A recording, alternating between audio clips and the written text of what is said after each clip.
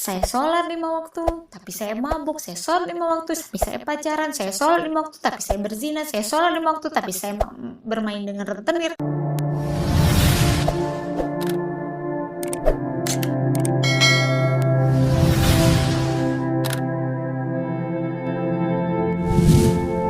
Kakak yang saya sayangi, kalau semalam kita membahas tentang masalah itu hadir karena Allah mencintai kita.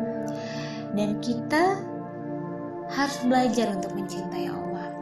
Nah, malam hari ini saya akan membahas tentang satu masalah, tentang satu hal masih yang berhubungan dengan masalah. Tapi sebelum itu saya ingin ngajak kakak semuanya untuk kita, ada yang udah pegang Al-Quran ya, saya berharap semuanya sudah memegang Al-Quran yang ada artinya, ada tafsirnya. Di sini auzubillahi minasyaitonirrajim, bismillahirrahmanirrahim. Ya ayuhan nasu, maaf, surah Fatir ayat 15.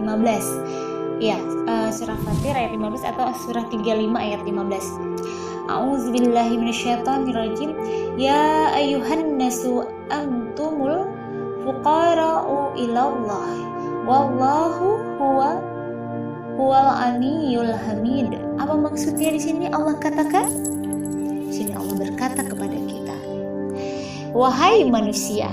Nah, wahai manusia, bukan wahai orang beriman, tapi wahai manusia berarti seluruh manusia di muka bumi, apapun agamanya. Wahai manusia, kamulah yang memerlukan Allah, dan Allah dialah yang maha kaya, tidak memerlukan sesuatu, maha terpuji. Satu poin penting yang saya ambil di sini, kakak yang dirahmati Allah, bahwa kita yang butuh Allah. Sama seperti saya mencoba menganalogikan seorang anak kan. Jika dia misalnya ingin susu ya, dia minta pada bundanya, bunda mau susu, bunda mau susu, bunda, abang mau susu, bunda. Maka dia akan terus memanggil bunda sampai susu itu dia dapatkan. Begitulah kita. Kita sekarang butuh Allah kan. Kita butuh Allah untuk mengangkat semua permasalahan kita. Kita butuh Allah untuk mengampuni segala dosa-dosa kita. Kita butuh Allah dalam setiap detak jantung kita. Kalau begitu siapa yang harus kita cari? Allah dan Allah. Jangan pernah mencari yang lain. Jangan mencari sahabat untuk curhat. Jangan mencari selain dari Allah untuk kita mengatakan bahwa kita bermasalah. Tapi carilah Allah, karena yang kita butuhkan adalah Allah. Seorang anak dia akan cari bundanya pada saat dia butuh susu. Bunda, abang mau susu, bunda susu. Nah sekarang kita punya dosa, ya Allah ampuni dosaku, ya Allah ampuni dosaku. Terus cari Allah di setiap detak jantung kita. Terus cari Allah kan. Terus cari Allah. Itu yang perlu kita lakukan. Mungkin secara lisan kebanyakan dari kita telah sering berucap untuk hanya menghamba kepada Allah Subhanahu wa Ta'ala, termasuk saya Kak. Secara lisan kita bilang bahwa kita hanya menghamba kepada Allah, bahwa kita umat Islam, bahwa kita beriman kepada Allah, bahwa kita ya semuanya Allah.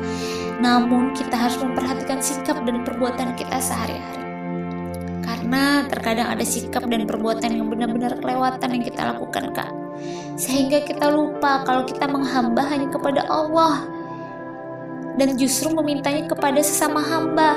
Kita punya hutang, besok harus diselesaikan. Rentenir sudah datang, orang yang nagih sudah datang. Kita sibuk berpikir siapa yang bisa minjemin aku ya. Aduh mau minjem sama siapa ya. Aduh ini ada surat tanah, aduh ini ada ini. Kita sudah mikir ke situ. Berarti kita meminta kepada sesama hamba. Oleh karena itu jika saja kita mendalami maka surah Al-Fatihah, maka insya Allah kita akan lebih memahami hikmah yang terkandung di sini. Kenapa surah Al-Fatihah selalu dijadikan masuk dalam sholatnya kita? Mungkin kakak bisa pahami arti surah Al-Fatihah yang luar biasa. Disitulah kita benar-benar menghambakan diri kepada Allah kan. Iya, contoh anak kita yang sakit. Kita sudah berpikir di awal untuk cari dokter, cari obat. Kita lupa bahwa doa seorang ibu itu lebih tajam dari pedang.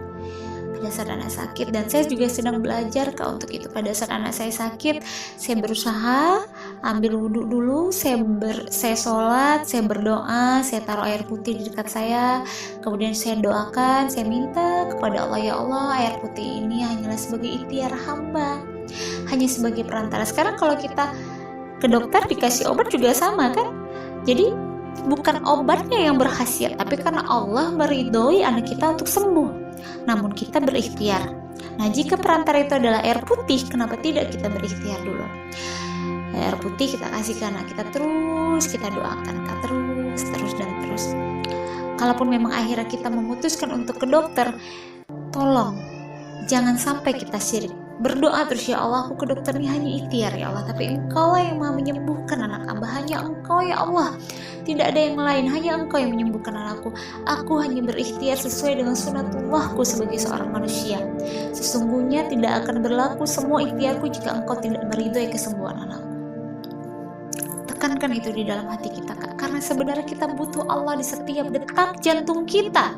Kita butuh Allah di setiap tarikan nafas kita. Pertanyaannya, apakah Allah butuh sama kita? Apakah jika Mira tidak ada di dunia ini akan berpengaruh dengan hidup ini? Tidak. Pada saat kita meninggal, paling sedih orang menangisi kita Kak, 40 hari itu sudah luar biasa. Paling kita dikenang dan dikenang, mungkin ada, tapi setelah itu tidak akan ada, hanya tinggal kenangan. Pertanyaannya Kak, jika Allah pergi dari hati kita, jika Allah pergi dari hidup kita, bagaimana hidup kita Kak? Jadi sebenarnya apa yang terjadi sama kita saat ini, permasalahan yang hadir dalam hidup kita selama ini, itu karena Allah jauh dari kita. Karena Allah jauh dari kita, karena Allah bilang, kamu tidak butuh aku, buat apa aku ada di sampingmu? Kamu tidak butuh aku, dan aku dengan atau tanpa kamu akan selalu ada.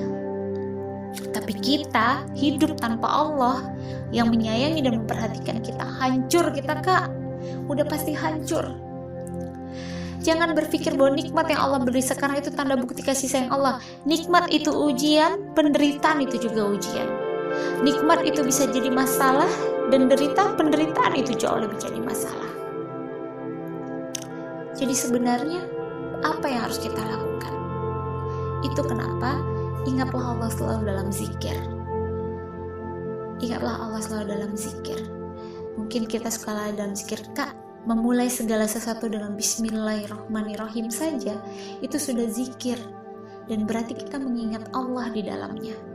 Setelah mendapatkan sesuatu, baik itu musibah atau apapun, ambil hikmah dari segala sesuatu. Juga dulu bermasalah luar biasa itu karena apa? Karena dia jauh dari Allah. Sholat sih Kak, STMJ, sholat terus maksiat jalan.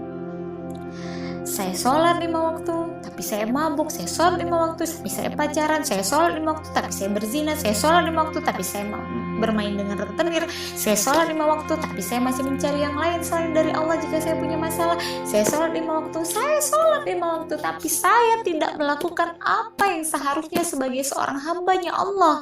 Saya tidak mencari Allah terlebih dahulu. Pada saat saya dikejar rentenir, saya cari adalah manusia. Siapa yang bisa minjemin saya besok ini?